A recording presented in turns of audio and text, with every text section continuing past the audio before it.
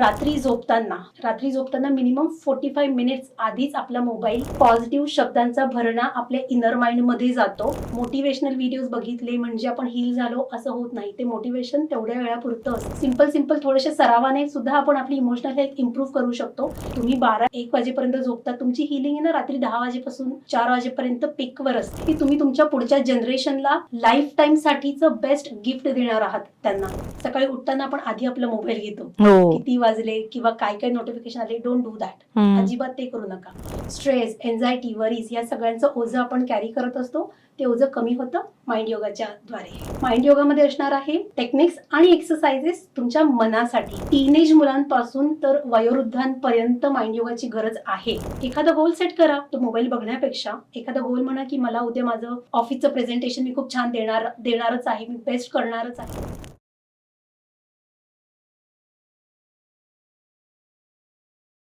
नमस्कार, MLA talk show मध्ये तुमचं मनापासून स्वागत आहे. फेसबुकवर सर्च करा MLA महाराष्ट्रीयन लेडीज असोसिएशन आणि लगेच जॉईन करा. आजचे जे गेस्ट आहेत ते खूपच खास आहेत. आपल्यासोबत आज आहेत रुपाली पाटील, ज्या माइंड योगाच्या माध्यमातून मानसिक स्वास्थ्य आणि सकारात्मक विचारसरणी कशी विकसित करता येईल हे शिकवतात. तर चला तर पाहूया त्यांची प्रेरणादायक प्रवासाविषयी जाणून घेऊया. मॅम, तुमचं मनापासून स्वागत आहे ह्या शो मध्ये. कसं वाटतं तुम्हाला इथे येऊन? So much excited. खरंच खूप आनंद होतोय मला इथे येऊन. 4 गोष्टी मला शेअर करायला मिळणार आहेत. Thank you so much. So Rupali Patil mind योगामध्ये तर आहेतच, पण MLA वरती एवढ्या पॉझिटिव्ह पोस्ट असतात मॅनिफेस्टेशन रिलेटेड किंवा खूप सगळ्या लोकांचे त्यांनी स्वप्न पूर्ण केलेत आणि पॉझिटिव्ह विचारसरणीतून तुम्ही तुमचं ज्या अशक्य ते शक्य घडतील अशा गोष्टी त्यांनी घडवल्यात आणि त्याच या विचाराने आम्ही त्यांचा आज इंटरव्ह्यू घेतोय. मॅडम स्पेशली बँगलोरहून आलेत आज पॉडकास्टसाठी. सो अजून एकदा मनापासून धन्यवाद मॅम.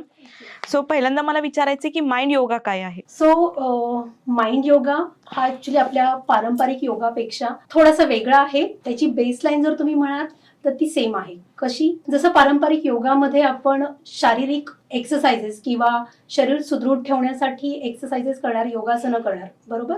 तर माइंड योगामध्ये काय आहे? एक्सरसाइजेस मनासाठी आहेत, तुमच्या भावनांसाठी आहेत, तुमचं भावनिक आरोग्य सुदृढ ठेवण्यासाठी आहेत.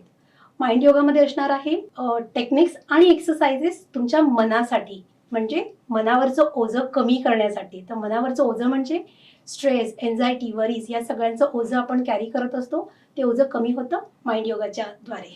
सुपर. सो माइंड योगाच्या नियमित सरावाने मेंदूची कार्यक्षमता म्हणजे त्याची ॲबिलिटी कशी वाढवता येईल किंवा कसा बदल दिसून येतो? सो जेव्हा आपण माइंड योगाचा रेग्युलर सराव करतो तेव्हा आपल्या शरीरात किंवा आपल्या मेंदूमध्ये पॉझिटिव्ह केमिकल्स सिक्रेट होतात.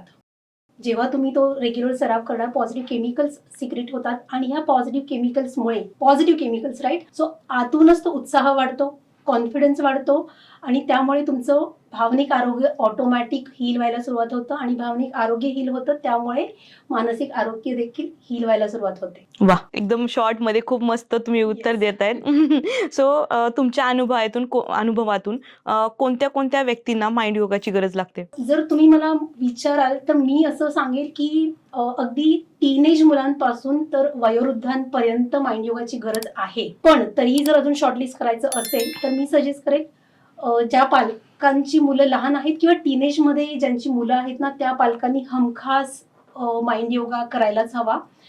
कारण त्यामध्ये मनाची स्थिरता येते, स्टॅबिलिटी येते, विचार तुमचे सुटसुटीत होतात, त्यामुळे तुमची अंडरस्टँडिंग लेवल इम्प्रूव्ह होते पालकांची आणि मुलांचं आणि त्यामुळे पालक मुलांना नीट समजून सुद्धा घेऊ शकतात आणि त्यामुळे त्यांची बॉन्डिंग स्ट्रॉंग होते. त्यामुळे त्यांनी नक्की करावा.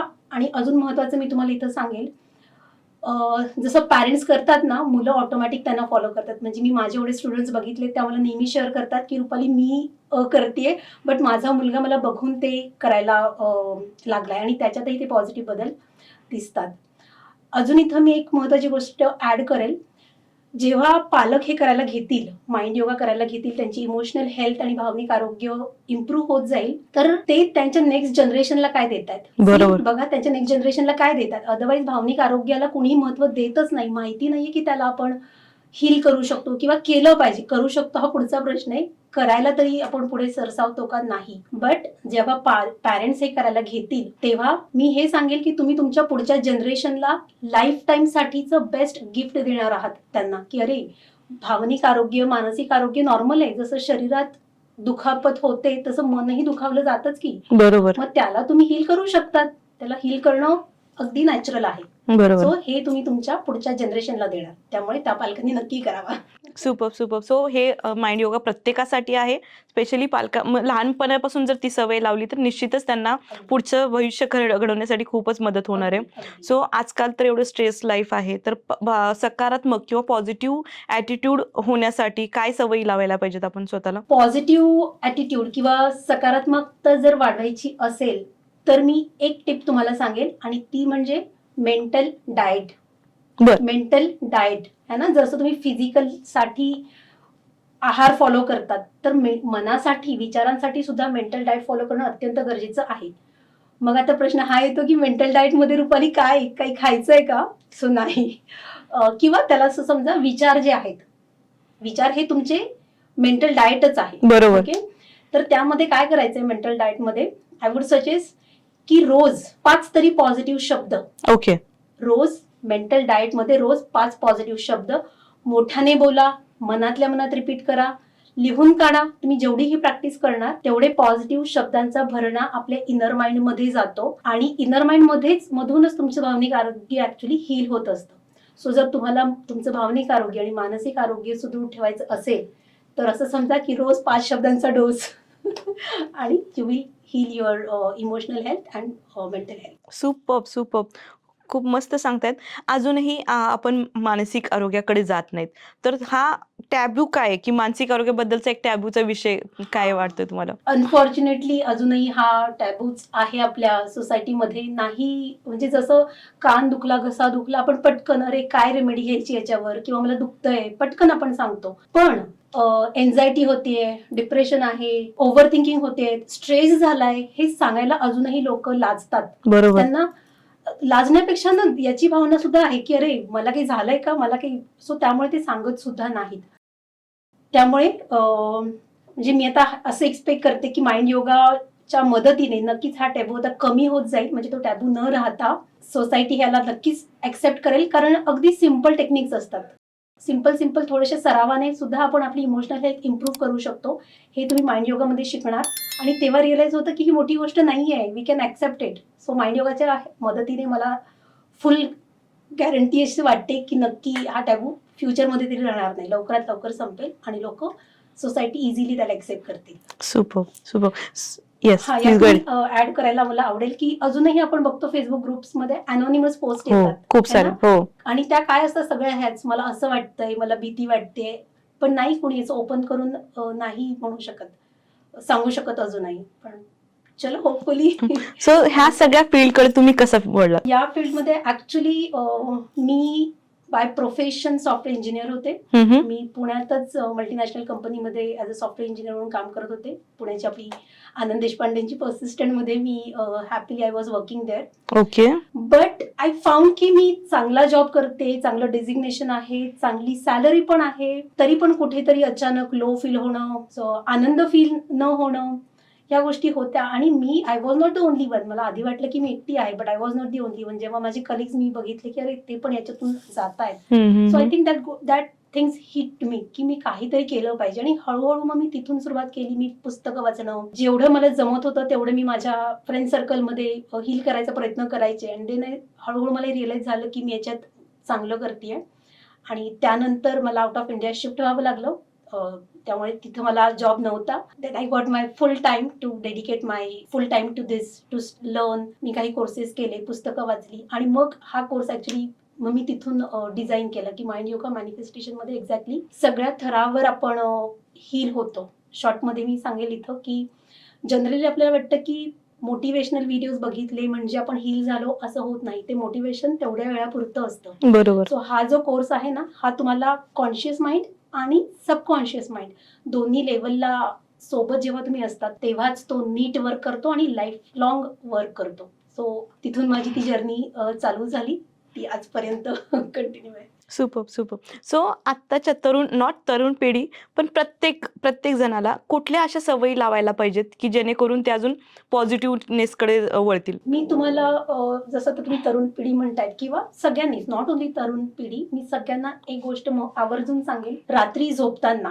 झोपताना मिनिमम 45 मिनिट्स आधीच आपला mobile, TV, social media completely बंद केला पाहिजे. त्याचं रिझन मी तुम्हाला क्विकली समजावून सांगेल.